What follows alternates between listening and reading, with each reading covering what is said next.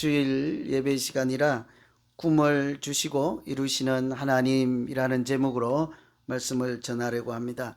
옛날에 이런 속담이 있었다고 합니다.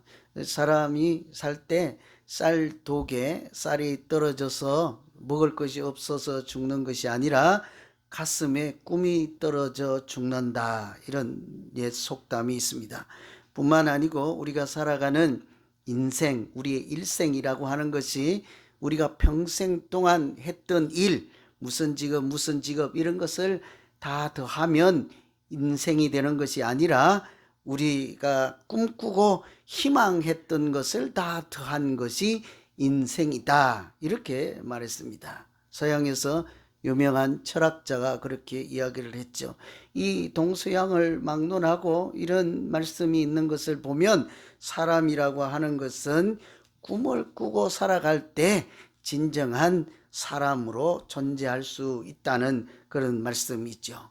그렇다고 하면 오늘 새해 시작하는 첫날 이 시간에 여러분 어떤 꿈을 꾸고 계십니까? 우리 마음에 어떤 꿈이 있습니까?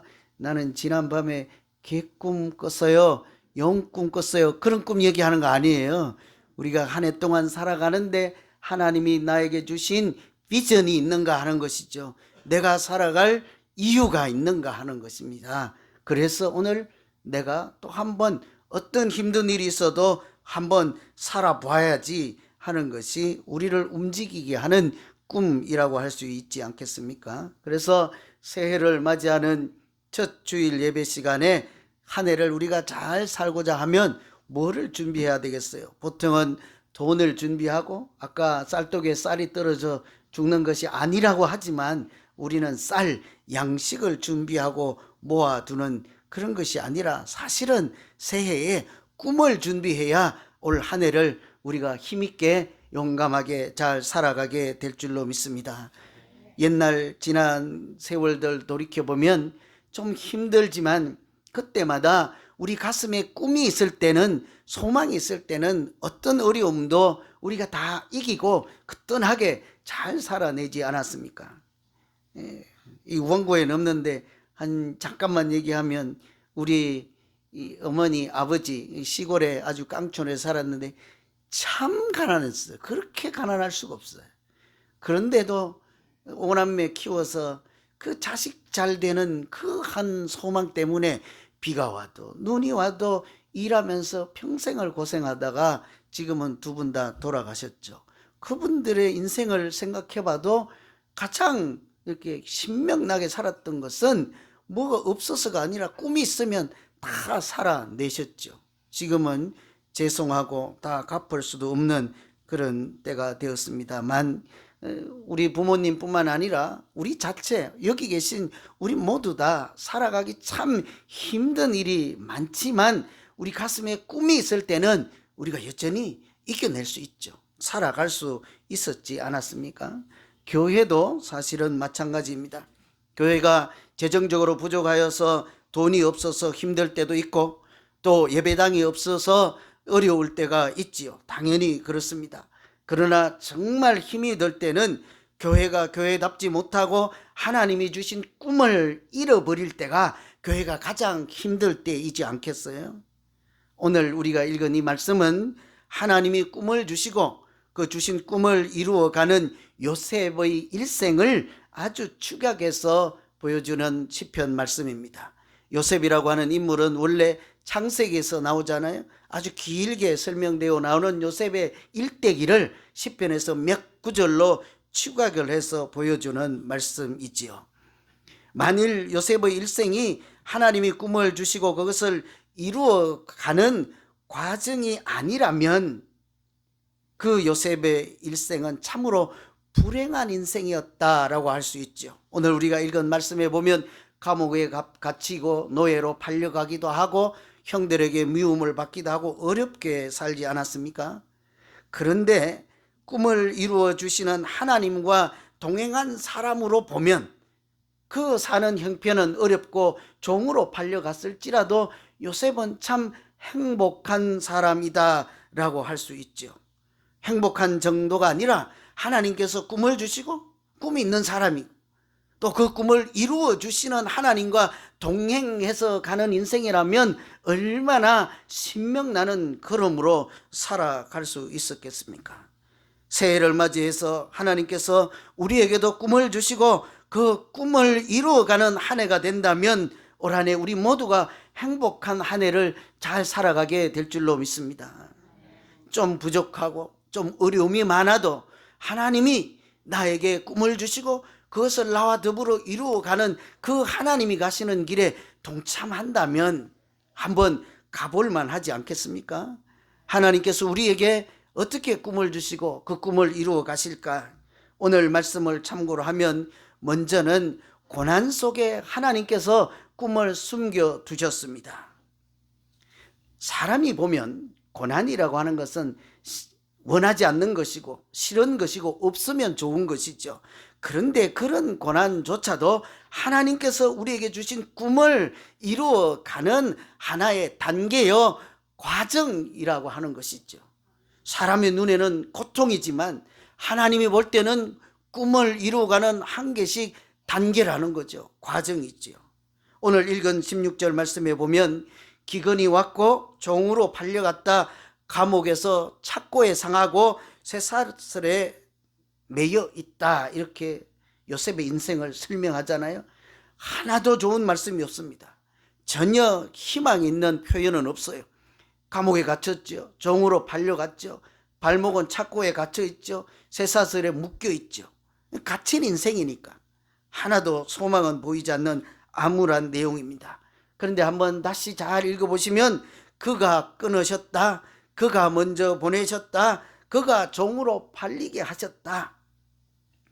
당사자 요셉은 보면 종이 되었고 먹을 것도 없고 그렇게 참 불쌍한 인생처럼 보이는데 나중에 가만히 생각해 보니 그렇게 만든 주인공이 있다는 거예요.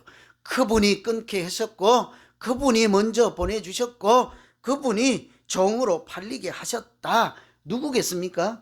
하나님이 그렇게 하셨다는 거예요. 나중에 알고 보니 하나님께서 요셉에게 주신 꿈을 이루어가는 과정으로서 때로는 감옥에도 넣게 하시고 때로는 고통도 당하게 하시고 때로는 먼 나라에 팔려가게도 하셨다 하는 것이죠. 믿음으로 보니 그것은 고통, 고난 그 자체가 아니라 하나님께서 요셉에게 주신 꿈을 이루는 과정이라는 것이죠. 다 아시는 대로 요셉은 어릴 때 하나님이 주신 꿈을 받았습니다.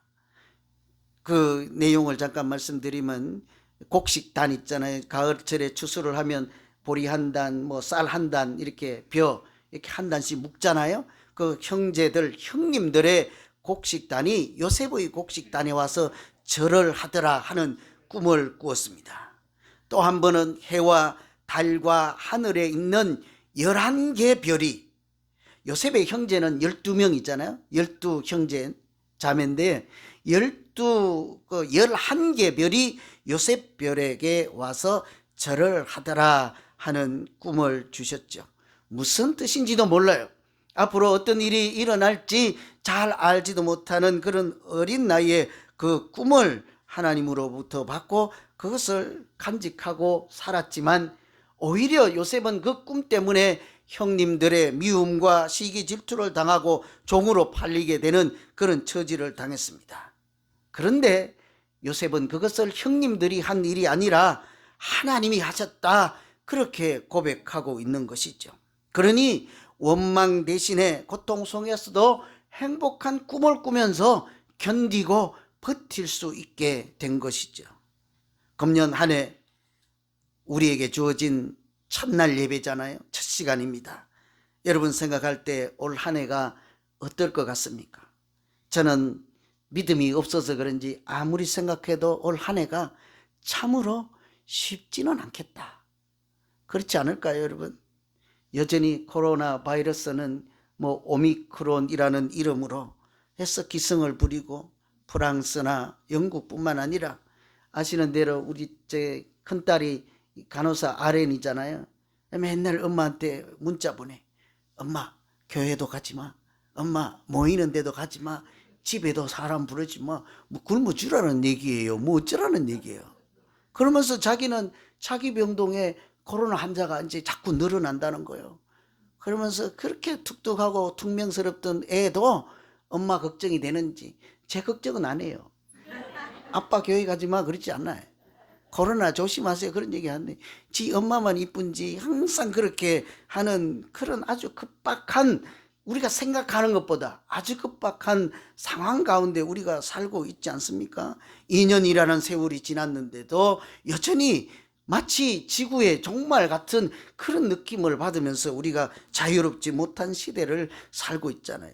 뿐만이 아니라 여러분, 이 추운 겨울에 교회에 오면 난방이 제대로 됩니까? 올해는 또 왜 비가 그렇게 오는지, 비는 왜 그렇게 또 많이 새는지, 부엌에 와서 맨날 물 푸다가 저는 자나 깨나 그냥 날만 새만 교회 와가지고 물이 샜는지 건물은 무너졌는지, 그렇게 우리가 비 걱정해야 되죠. 난방이 제대로 안 되니까 추위 걱정해야 되죠. 아마 2부 예배 오신 여러분들은 주차하다가 어려워서 몇 바퀴 돌다가 그냥 차라리 그냥 집에 가서 따뜻한 아랫목에 누워버릴까, 아마 그런 생각들 할 때도 있지 않겠습니까?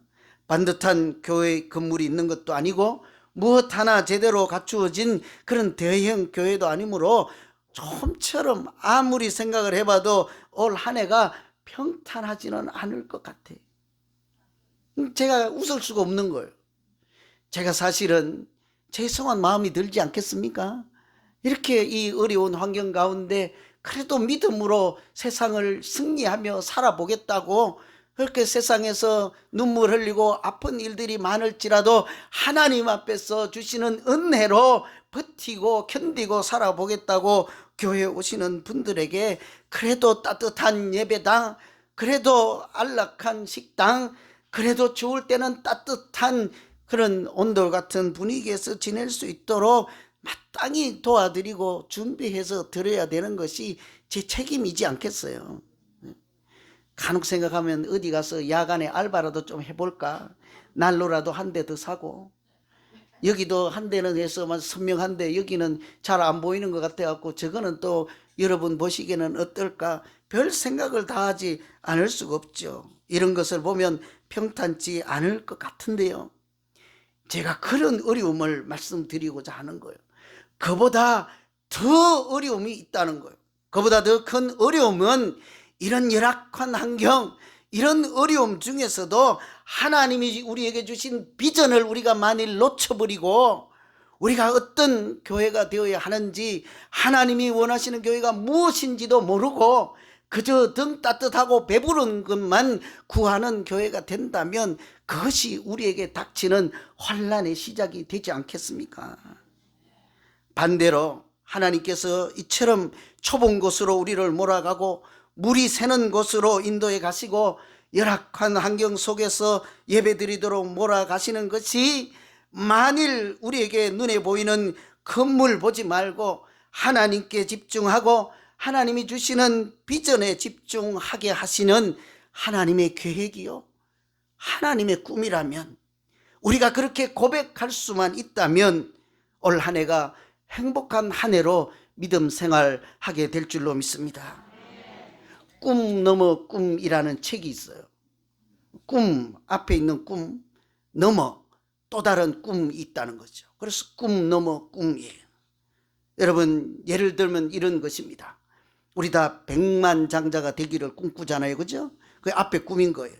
백만장자가 되기를 꿈꾸는 사람이라면 백만장자가 된 다음에 무엇을 하겠다는 그 무엇이 바로 꿈 넘어 꿈이라는 거예요. 백만장자 되면 뭐 하실래요? 돌아가실래요? 아무 소용이 없잖아요. 백만장자가 된 다음에 뭐 하시려고 그렇게 백만장자 하십니까? 만일 그에 대한 비전이 없다면 아무 소용없는 백만장자, 다 쓰지도 못하고 남겨두어서 그냥 아까움에 지나지 않을 법한 그런 백만장자에 지나지 않겠습니까? 그래서 우리에게 우리가 일상적으로 생각하는 꿈, 그보다 더 넘어 하나님이 주시는 비전, 그것이 꿈 너머의 꿈이라고 할 수 있겠죠. 그래서 이 저자가 이렇게 얘기를 했습니다.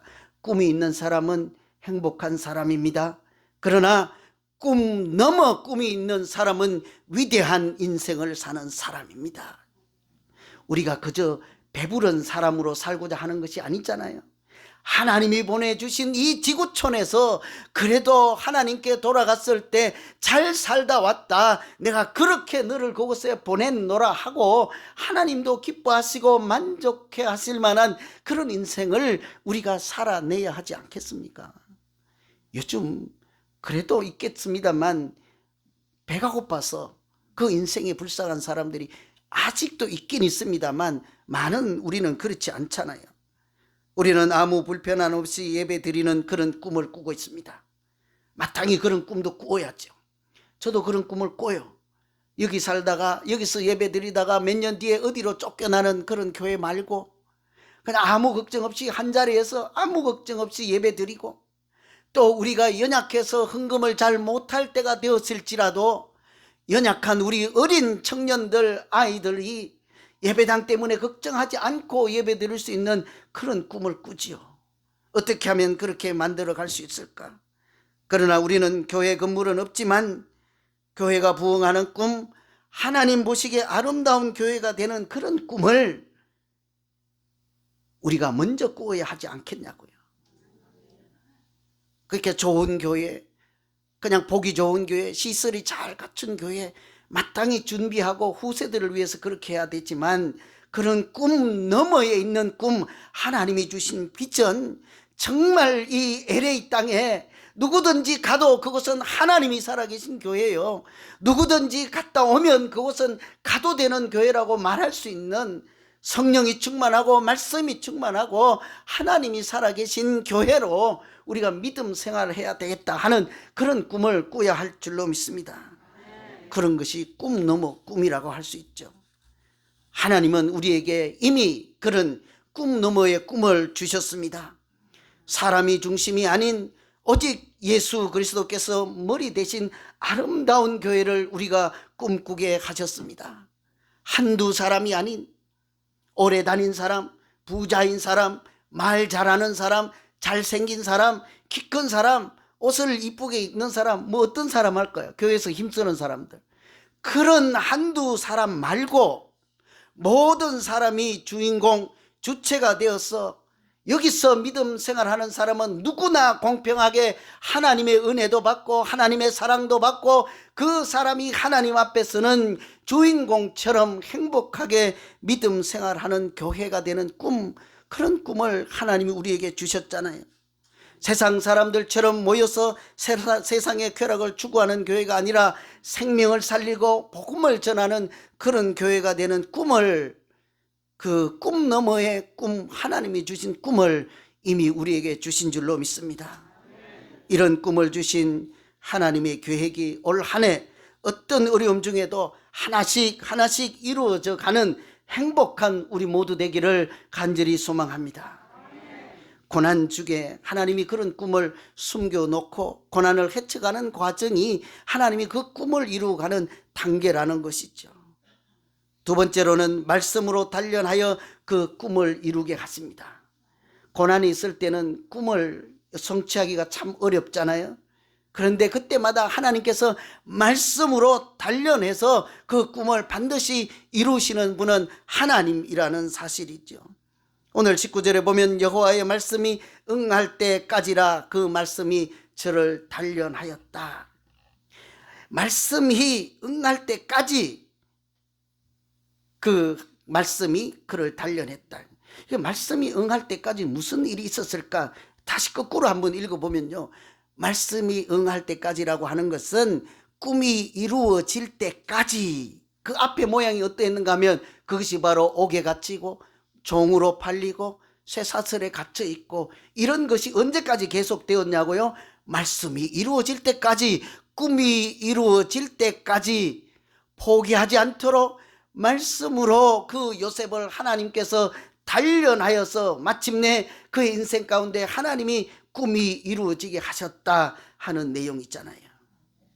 말씀이 단련했다 하니까 우리는 이제 근육 훈련하는 것처럼 탄탄하겠다, 든든하겠다, 강하겠다 그런 내용이 아니라, 단련하다는 것은 재련하다 이런 것처럼 불순물을 제거했다, 이런 얘기예요. 말씀으로.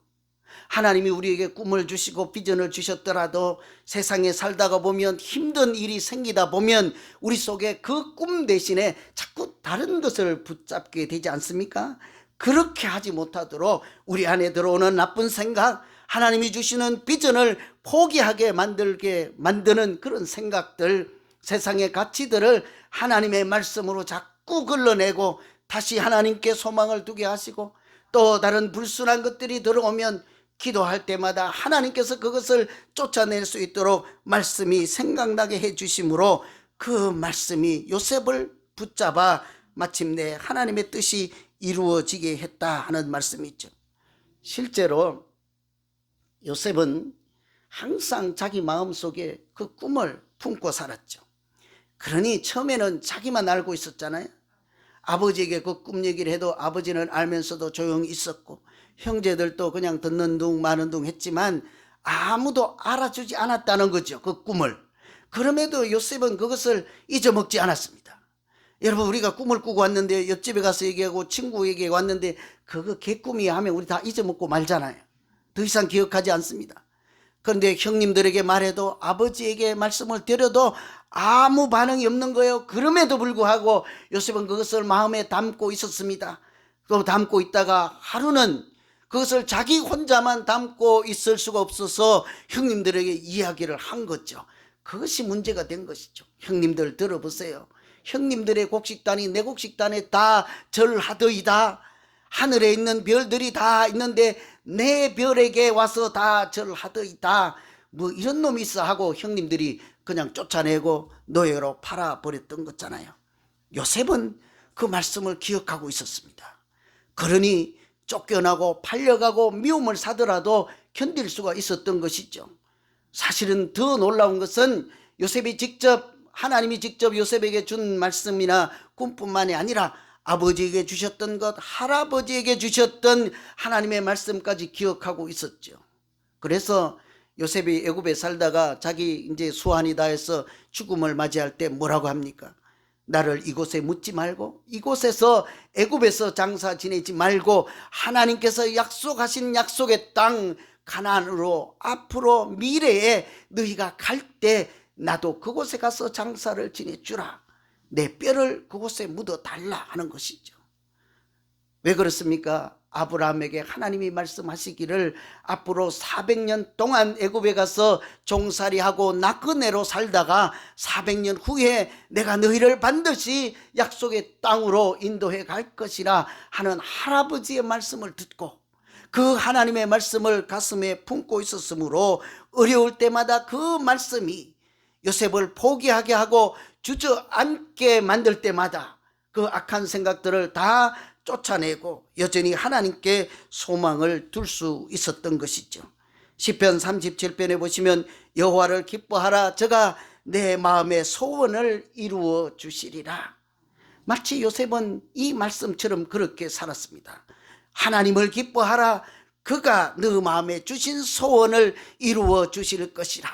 요셉은 하나님께서 꿈도 주시고 고난 속에 꿈도 숨겨두신 것 잘 발견하고 붙잡고 있었고, 그 꿈을 이루시는 분도 하나님인 것을 알았기에 어떤 어려움이 있어도 그 가슴에 품고 있는 말씀이 요셉을 또 꿈이 이루어질 때까지 견딜 수 있게 하는 능력이 되어준 줄로 믿습니다.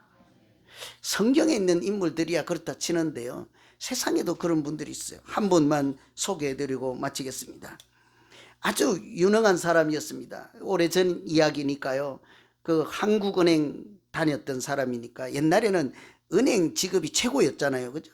옛날에는 그래서 무슨 상대에 나왔다 그러면 앞날이 보장되었다 이럴 정도였으니까 그 한국은행에 다니는 30대 정도 되는 아주 청년이었어요. 아주 건강한 청년. 그 앞으로 전도 유망한 그런 청년이라 사람들이 다 눈여겨보는 사람인데, 결혼을 하고 한 6개월 정도 지났을 때 자기 몸에 이상한 병이 있다는 사실을 진단을 받았습니다. 좀 이름도 생소한 베체트 병이라고 하는 거예요. 제가 찾아보니까 이런 것입니다. 혈액에 이렇게 병이 문제가 고장이 나서 피에 고장이 나서 온몸을 피가 돌아다니면서 염증을 일으키는 병이니까 요즘으로 말씀드리면 폐혈증 같은 병이에요. 아시는 대로 폐혈증이라는 것은 폐가 고장났다는 것이 아니라 혈액에 고장이 나가서 온몸에 다시 전부 염증을 유발하는 그런 병이잖아요. 이 병도 모든 곳에 염증이 생기지만 특별히 특징은 그 염증이 눈 주변에 생기면 시력을 잃어버리게 하는 것이 가장 위험한 요소였습니다. 아니나 다를까 얼마 있지 않아서 이 젊은 30대 청년이 결혼하고 6개월밖에 안 됐는데 시력을 잃어버리게 된 거예요. 앞을 보지 못하잖아요. 그러니까 자기 인생을 제대로 열심으로 살아갈 수 없게 되니까 과거에 관심을 가지고 전도 유망하다 아주 잘 될 것이라 기대하고 찾아오고 했던 사람들이 더 이상 찾지도 않고 기대하지도 않고 알아주지도 않는 그런 암울한 시간을 살고 있었습니다. 그래서 좌절해서 있을 때 어느 때처럼 보통 평상시 때처럼 하나님 말씀을 읽는데 그날따라 고린도후서 5장 7절을 읽었습니다. 이는 우리가 믿음으로 행하고 보는 것으로 하지 아니함이로다.